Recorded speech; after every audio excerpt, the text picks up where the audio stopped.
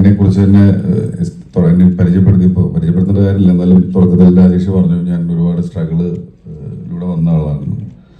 അത്തരം ഒരുപാട്, അത് സത്യമാണ്.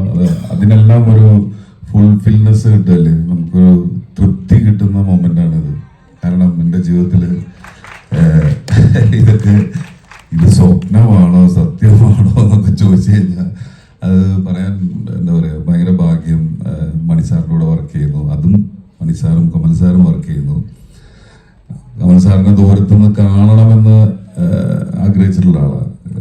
പൊന്നിയിൽ ശെൽവൻ്റെ ഒരു ഫംഗ്ഷന് മണിസാർ വിളിച്ചിട്ട് ഞാൻ പോയപ്പോൾ സാറിനെ ഒന്ന് ക്ഷയിക്കാൻ കൊടുക്കാൻ പോലും എനിക്ക് പറ്റിയില്ല. അതിനുശേഷമാണ് ഈ പടത്തിൽ ഞാൻ വരുന്നത്, അഭിനയിക്കുന്നത്. അപ്പോൾ അതിനുശേഷം എനിക്ക് സാറായിട്ട് സംസാരിക്കാൻ പറ്റി, ഭക്ഷണം കഴിക്കാൻ പറ്റി, ഒരുമിച്ചിരിക്കാൻ പറ്റി.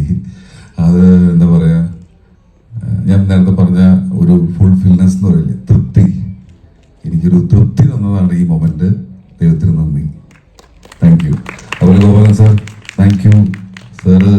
നമുക്കൊക്കെ തരുന്ന സപ്പോർട്ട് ഭയങ്കരമാണ്. അതിനും നന്ദി. കൂടെയുള്ള അശോകയായാലും എല്ലാവരും സുഹൃത്തുക്കളാണ്. ഞങ്ങൾ രണ്ടുപേരും ഒരുമിച്ച് അഭിനയിച്ചിട്ടുണ്ട്, പക്ഷെ ഞങ്ങൾ അഭിനയിച്ചിട്ടില്ല.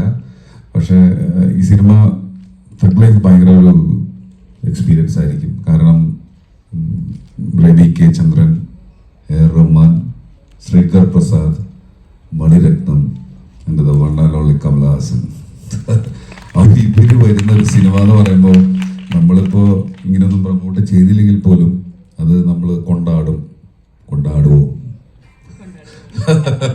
Thank you sir.